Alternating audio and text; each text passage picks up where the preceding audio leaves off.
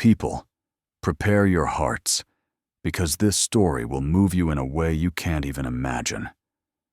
Amara was organizing her husband's surprise birthday party when she discovered something that would change her life forever. And look, if you've ever been through something like this, know that you're not alone on this journey. Okay? It was a rainy Thursday in Sao Paulo, one of those days that makes the city feel melancholic. Amara had left the architecture office where she worked earlier to pick up the orders for the buffet. Lucien, her husband of 8 years, was turning 45 on Saturday, and she wanted it to be an unforgettable night. What an irony of fate, isn't it, people? When she got home to the apartment in Perdizes, she heard voices coming from the bedroom. Her first thought was that Lucien had come home earlier and was on the phone with a client. She went up the marble stairs slowly, smiling as she thought about the surprise she had prepared. The door was half open. What she saw made her faint. Lucien was in their bed, the same bed she had chosen in a fancy Oscar Freire store, with a woman. But it wasn't just any woman. It was Letitia, her younger sister. Amara's world fell apart. The buffet bag slipped out of her hands, making a deafening noise on the floor. But the worst was yet to come, because the conversation she heard later. My dear, get ready to see the real dimension of the betrayal she was living. Amara always believed she had the life of her dreams. You know those women who seem to have everything under control. It was her.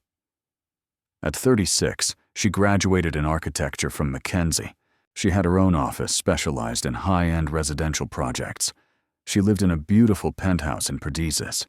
She drove a BMW, and she had a husband who, at least she thought, loved her. Lucien was an orthopedic doctor, one that everyone respected at Albert Einstein Hospital. They met at a wedding party in Campos de Jordão 9 years ago. He had that European charm. He was the son of French women who came to Brazil in the 1970s. And she fell in love with the way he talked about medicine, about saving lives, about building a future together. The marriage proposal took place in Paris, obviously. Lucien said he wanted the moment to be special. So he took Amara on a work trip, which in fact was an elaborate farce. At the Pont des Arts, with the Eiffel Tower in the background, he knelt down and asked if she wanted to spend her whole life with him. Forever, she replied, crying with happiness. What a joke, right, people? The wedding was a dream. Rosario Church in Embu das Artes. Party at Villa Bisutti. 200 guests. Honeymoon in Tuscany. Amara kept the photos in a beautiful album, which she revisited whenever she felt nostalgic. In the images, they seemed really happy. Was it all a lie from the beginning? The first years were really special. They traveled together. They dined out at least twice a week. They spent Sundays at her parents' house in Alphaville. Lucien was attentive. He always brought flowers when he came back from congresses. He remembered his anniversary. He sent affectionate messages during the expedition.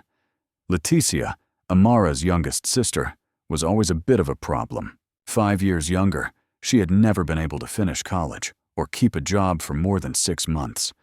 She lived off her parents' charity. She lived asking for loan money, and she had a history of complicated relationships. Amara always felt sorry for her and tried to help. She just needed to find her own way. She used to tell Lucien when he complained about the extra expenses that the family incurred with Leticia. What a devastating irony, right? 2 years ago, when Leticia went through another crisis, she had been fired from a boutique in MoMA due to excessive absences. Amara suggested that she live with them for a while, just until she found herself. Lucien resisted in the beginning, but ended up agreeing. If it's important to you, love, then it's important to me too. Liar. Leticia settled in the guest room in the penthouse. It was supposed to be temporary, but somehow she never left. She always had an excuse. She was almost getting a new job. She had an important interview the following week. She needed another month to save money for the apartment deposit. Amara didn't care. She liked having her sister around. They watched series together, went shopping together, talked about life. Leticia even seemed to be changing. Less parties, Less drama. More responsibility. Or at least that's what it seemed. In the last few months, Amara had noticed some strange things, but it never mattered. Lucian would come home from the hospital later a few times a week. Leticia would go out a lot, always well-dressed, but she never explained where she was going. The couple had less sex. Lucian always had an excuse. He was tired. He had surgery the next day. He was stressed. Love is just a phase. Every marriage goes through it. He would say it when she tried to talk. Amara believed it. Because when you truly love someone, you want to believe the simplest explanations. 3 weeks before the discovery, she had found a strange toy in the bathroom of the suite. It wasn't hers. It was golden, small, delicate. When she asked Lucian, he said he had no idea where it came from. Maybe it had fallen from your bra when you were getting ready. She didn't have a golden bra, but she swallowed the explanation because she wanted to believe it. A week later, she realized that Leticia was wearing a new perfume. Expensive.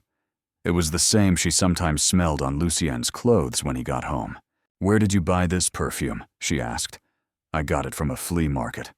Leticia answered, shrugging her shoulders. Amara didn't connect the dots. She didn't want to connect. And now, standing in that corridor, seeing the scene that destroyed her life, she understood that all the signs were there. She just chose to ignore because the truth was too painful to accept. The noise of the bags falling to the floor made the two quickly separate. Lucienne saw her first. "Amara, I can explain." But what hurt the most was not seeing her husband naked in bed with another woman. It was seeing Leticia's look. There was no guilt there. There was no shame. There was a challenge, as if she were saying, "What's up, little sister? What are you going to do now?" People, if you think the story ends here, get ready. Because what Amara discovered in the following days was much worse than flagrant betrayal. It was discovering that her entire life was a lie built by people she loved. "Let me explain, please." Lucian screamed as he quickly put on his underwear, running after her, who had left the room like a hurricane. Amara ran down the stairs, her heart beating so fast that it seemed to explode. Leticia appeared on the stairs seconds later, wearing only a shirt. Amara's favorite shirt, the one she brought from a trip to London. The audacity was meant to hurt. "Mara, stop! Let's talk like adults," said Leticia, with a calm that froze her sister's blood. "Talk?" Amara turned, her eyes on fire. "Talk? How long have you been having sex in my bed? Months? Years?" The silence that followed was the most painful answer.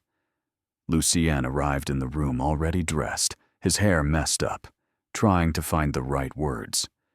But what words would be right in a situation like this, right?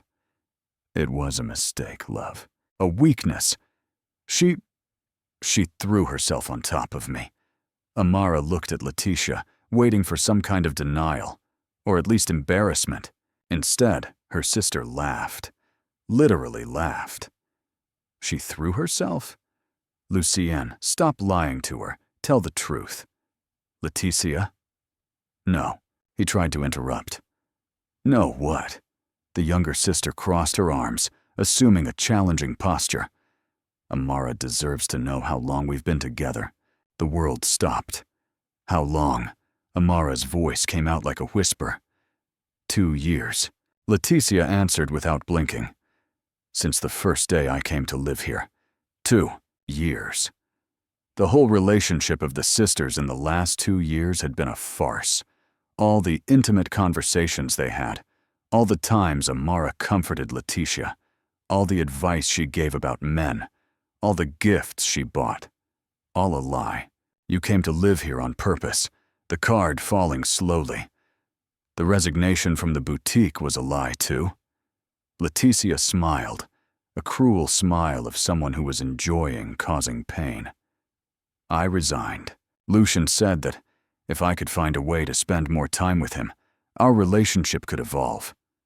Amara looked at her husband, hoping he would deny it. He was pale, looking at the floor. Lucian, she needed to hear it from his mouth. I fell in love with her, Amara. It wasn't planned, but it happened. Fell in love. With Letitia, with her sister. While she lived in their house, she ate the food Amara prepared, accepted financial help, pretended to be grateful. And the other men you said you were dating? Amara asked, still trying to understand the dimension of the lie. Invention, so you wouldn't suspect. And the perfume? He bought it for me last month. He said you wouldn't notice. Every revelation was a stab. Amara sat on the living room couch, feeling her legs shake. The apartment she loved so much, that she had decorated with so much affection, suddenly looked like a theater set, where she was the only one who didn't know she was acting. Why, Letitia?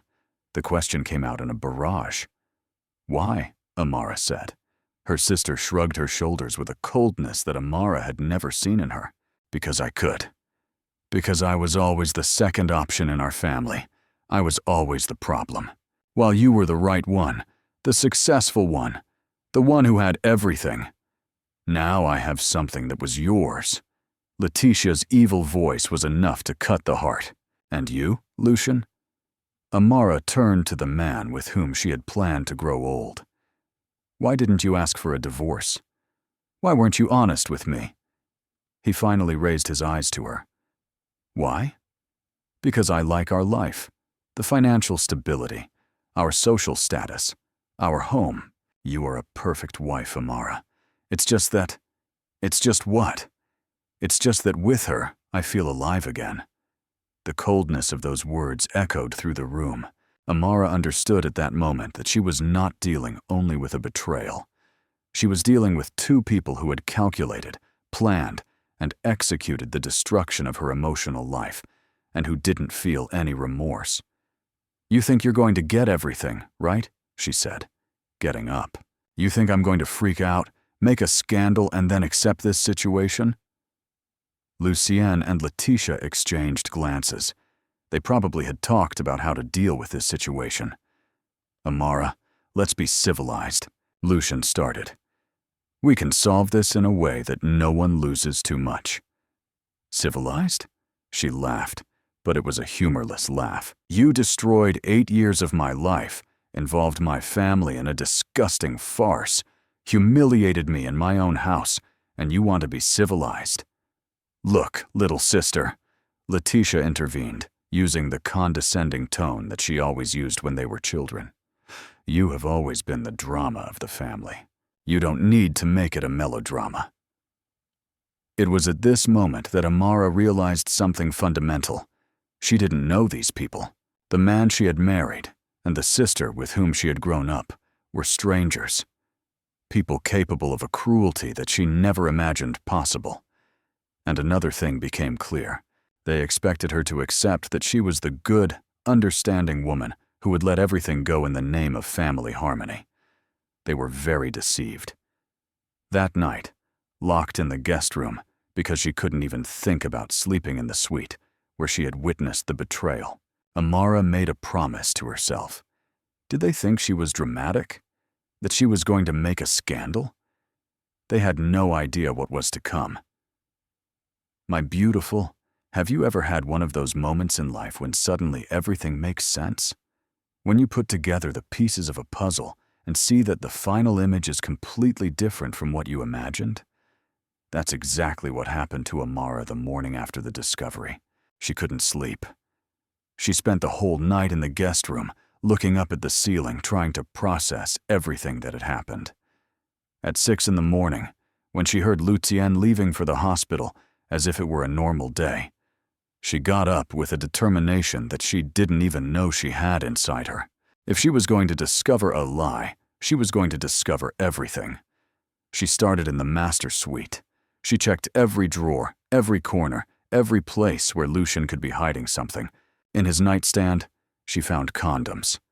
They hadn't been used for years since she discovered that she couldn't get pregnant, and they decided it would be just the two of them. In his sock drawer, wrapped in tissue paper, she found an engagement ring with a beautiful stone bigger than hers. It even had a box from Tiffany. Her stomach turned. In the bathroom, behind the barber products, there was a complete makeup kit. Foundation, mascara, lipstick, everything in tones that Letitia used. It meant that they didn't just have sex there. They got ready there, as if they were the owners of the house. But the worst was yet to come. Mara went to the office that Lucian used to study and review medical reports. His laptop was open. He always forgot to turn it off when he ran out. She had never touched his things before. She always respected her husband's privacy. What an idiot, right? People? The browser history told a devastating story. Apartment sites to rent. Research on divorce in Brazil. How long does a process take? How to divide assets. He was getting ready to leave her months ago, but that wasn't all she found. In his email, the password was her birthday date. The irony was striking. There was an exchange of messages with a lawyer.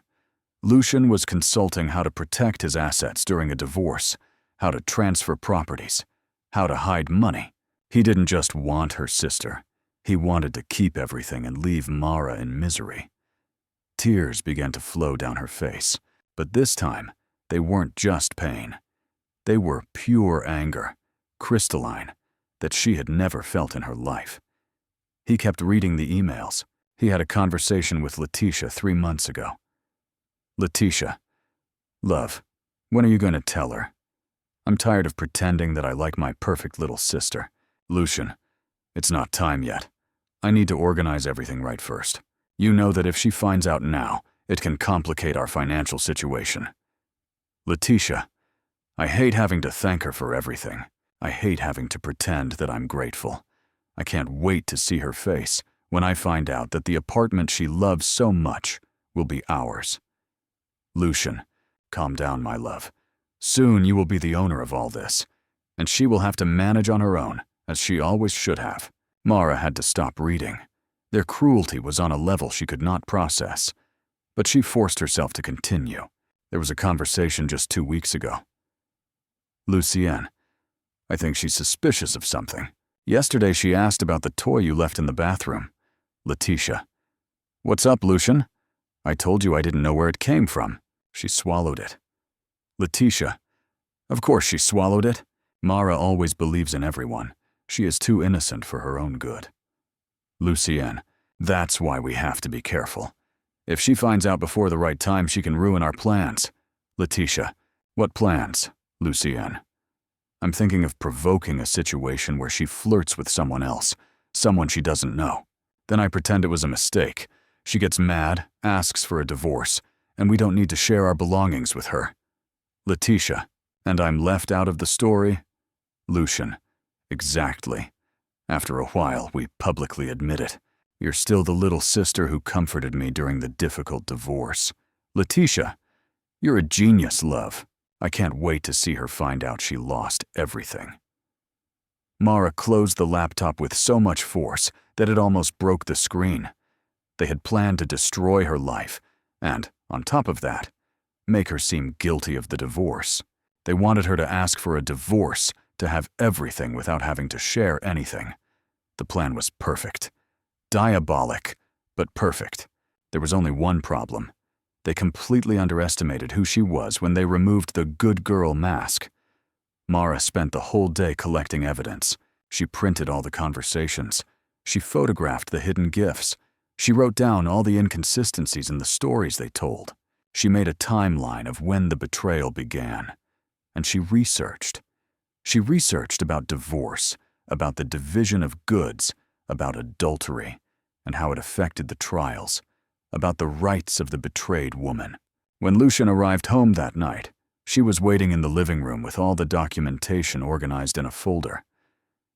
"Hi, love," he said, giving her a kiss on the cheek as if nothing had happened. "How was your day?" His naturalness was disturbing. "It was enlightening," she replied. Letitia went down to dinner as she always did.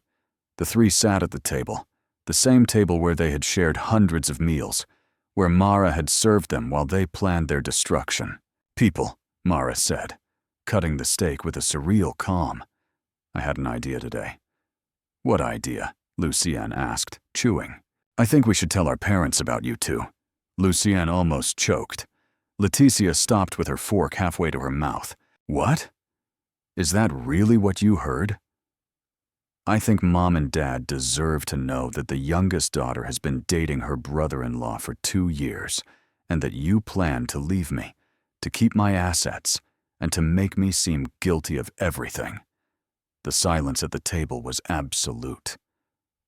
Mara, Lucienne started. No, let me finish. She smiled, a smile they had never seen before. Because I discovered something very interesting today. Did you know that adultery is still a crime in Brazil? And that when there is evidence, like emails, photos, messages, the division of goods can be very different from what you are imagining? Leticia was pale. Did you touch my things? Lucian choked. Touch? No, I just found out who you really are.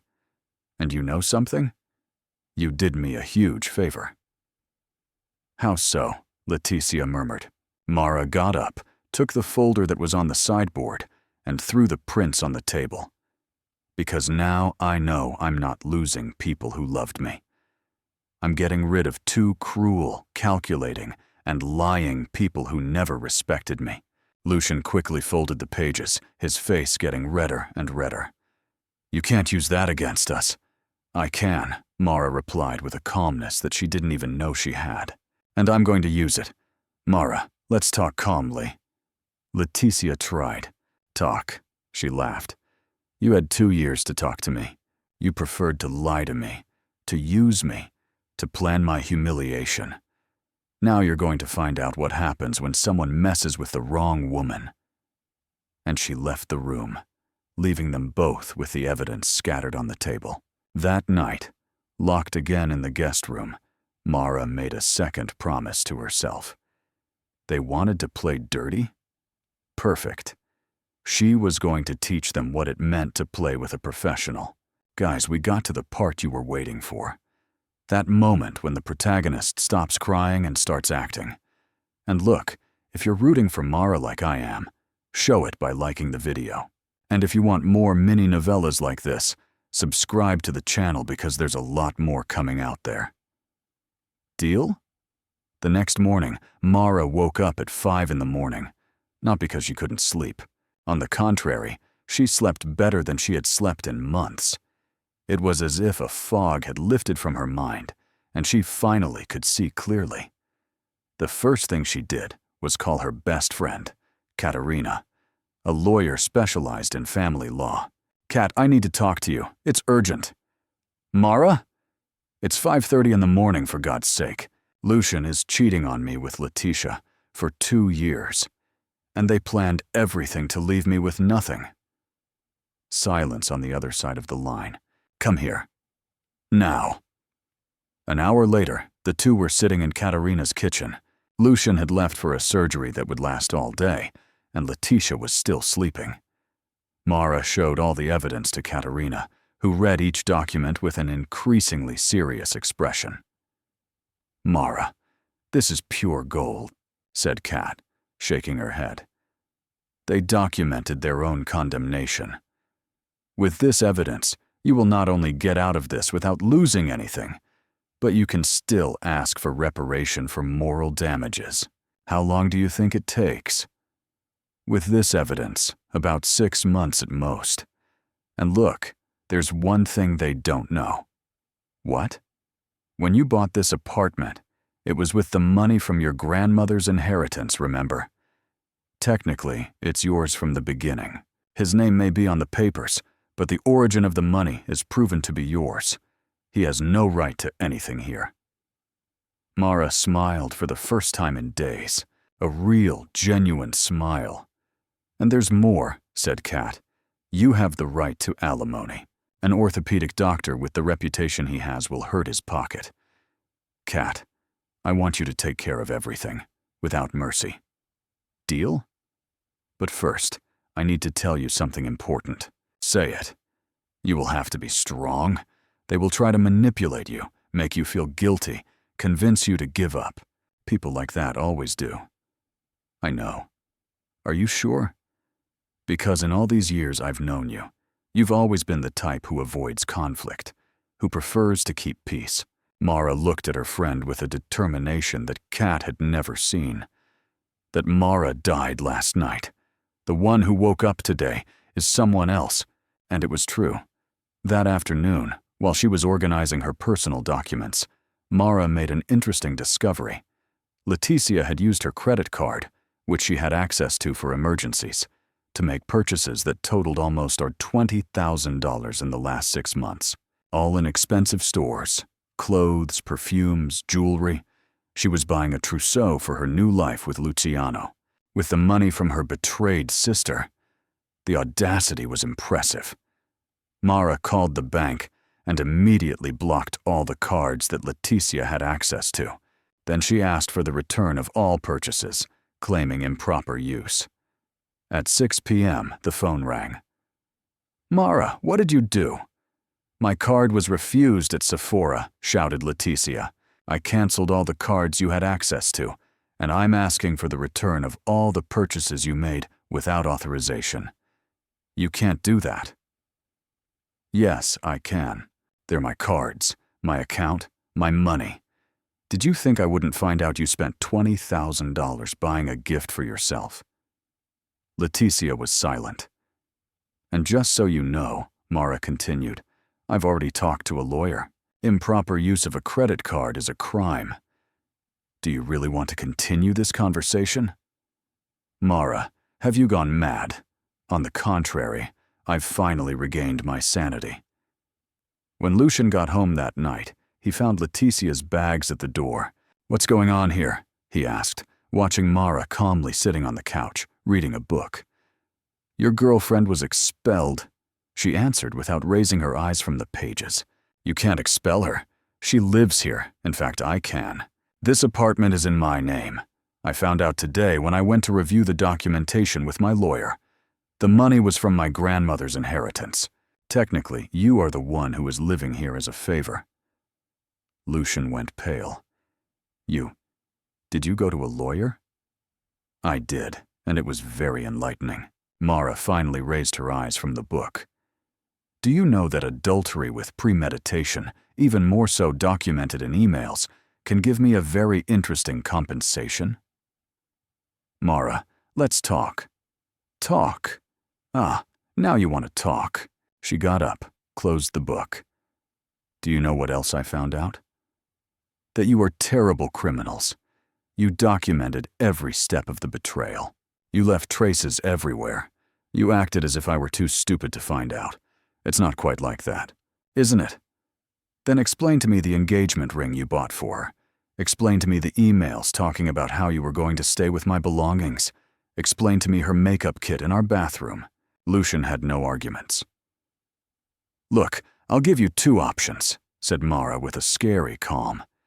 "Either you leave home today for good, and we solve it in a civilized way in court, or I call your boss at Einstein and tell the whole story with evidence." "You wouldn't do that." "Do you want to bet?" The silence was eloquent. "And Leticia? Leticia will have to explain to our parents why she was expelled from her sister's house, who helped her for 2 years. She will have to explain why she used $20,000 from my card without authorization. And she will have to find another place to live because this is not the place anymore." "No?" She raised her hand. "I don't want to hear. I don't want an explanation. I don't want an apology. I don't want a promise of change. I want you out of my life. And if I don't want to leave?" Mara smiled. That new smile they still didn't know well. "So you'll find out what I'm capable of when someone messes with me." That night, the two slept in a hotel. Mara was alone in the penthouse for the first time in 2 years. And instead of feeling abandoned or sad, she felt a peace she hadn't experienced for a long time. The next day, a new life began. The first thing she did was to change all the locks. The second was to open a new bank account, only hers. The third was to call a cleaning company specialized in post-trauma cleaning. She wanted to get rid of any trace of their presence there. And the fourth was the most important. She called a headhunter she'd known for years and said she was available for new projects. Mara, what a surprise. I thought you had retired from professional life. Let's say I'm coming back with everything, and I want the most challenging projects you have. There's one thing that might interest you. A luxury complex in Barcelona. The client wants a Brazilian architect, but who understands European aesthetics. It's a 2-year project, paid in euros. Send the details. 6 hours later, Mara had signed the biggest contract of her career, and for the first time in years, she felt she was exactly where she should be. 6 months later, Mara was sitting in a charming cafe in Gracia in Barcelona, reviewing the last details of the project that had completely changed her life. The residential complex she was creating would be one of the main architectural references in the city, and her name was being mentioned in the most important specialized magazines in Europe. The cell phone vibrated. A message from Katerina. The sentence is out. Lucian will pay you alimony for 5 years, plus compensation for moral damages. Letitia was sentenced for improper use of the card. And guess what? They broke up. He fired her when he saw she only wanted his money. Mara laughed, a genuine free laugh. She replied, "Karma is a beautiful thing, isn't it?" She looked around the cafe. Barcelona had become her home in a way she had never imagined. The city pulsated with a creative energy that fed her soul. And she had discovered a version of herself that she didn't even know existed. In the first months after the breakup, many people asked her if she was well, if she didn't miss the stability of marriage, if it wasn't hard to start again at 36. What a joke. Start again? She wasn't starting again. She was finally starting. The Mara from before lived the life others expected of her. The perfect wife, the understanding sister, the woman who put everyone before herself. She was a person who existed according to others, who measured her value by how much she could please, help, be useful. This woman had died on the day of her discovery. The one who resurrected was wild, ambitious, relentless when necessary, and for the first time in her life, completely in love with herself. Working in Barcelona wasn't just professionally rewarding. It was a declaration. Every line she drew, every space she created, she shouted to the world that she was talented, capable, independent.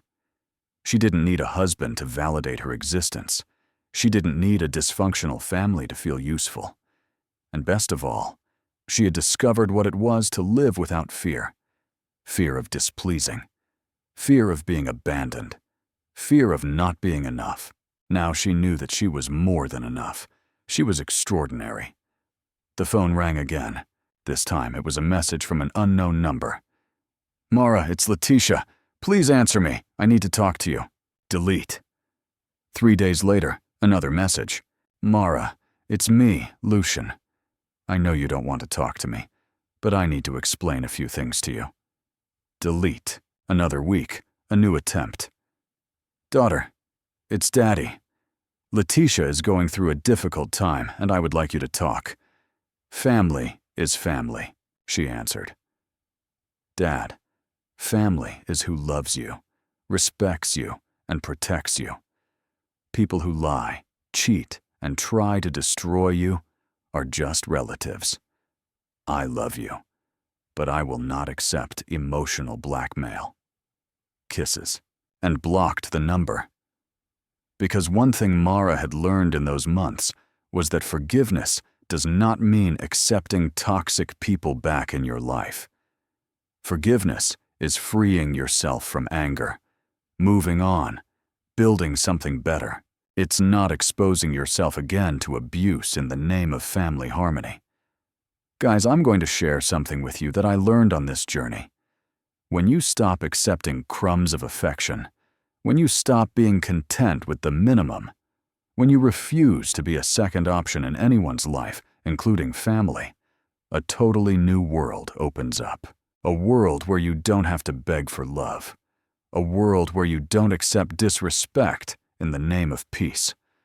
A world where you know exactly what you are worth and don't accept less. Barcelona had taught her that. The city, with its bold architecture and history of people who fought for their dreams showed her that she didn't have to be tiny to fit into the lives of others. She could be exactly the size she wanted to be, and she wanted to be giant. One afternoon, walking through Las Ramblas, Amara passed by a jewelry store. In the showcase, there was a beautiful ring. Not an engagement ring, not a wedding ring, just a ring that she found beautiful. She went in and bought it, for herself, because she could, because she wanted to, because she deserved it. When she left the store, with the little gem on her finger, she realized something fundamental. For the first time in her life, she was committed to the right person, to herself. In the last email she received from Lucian, before definitively blocking all his contacts, he wrote, "Amara, I know I ruined everything. I know I don't deserve your forgiveness, but I want you to know that I regret it every day. Leticia and I are over. She was only with me for the money, as you suspected. Now I see that I lost the woman of my life. If there is any chance," she laughed when she read it. Not out of malice, not out of anger. She laughed because she finally understood that for Lucian, she had only become the woman of his life after he lost control of her. While she was available, submissive, giving more than she received, he saw her as guaranteed. Now that she had become inaccessible, prosperous, independent, then she became the woman of his life. How convenient. But Amara was no longer interested in being anyone's consolation prize. She was no longer interested in people who only valued her when they could not have her. She was interested in building a life where she was the protagonist of her own story. And this life was being more incredible than anything she had imagined when she was married and thought herself happy. 6 months in Barcelona, an international project of success, professional recognition, financial independence, mental peace, self-esteem at its peak, and the absolute certainty that she would never again be anyone's emotional hostage. If this was not a happy ending, then happy endings were overrated. The cafe was getting full with the movement of the late afternoon. Amara closed the laptop, put away the drawings, and went out to the street. The city was waiting for her, full of possibilities, and she was ready for everyone. People. I hope Amara's story has touched you as much as it has touched me. If you are going through something similar, remember, you are not alone. You are stronger than you imagine and deserve much more than crumbs of love. And if you need help, inspiration, or just want to talk, take a look at the first comment where I left some important reflections for you. See you in the next story.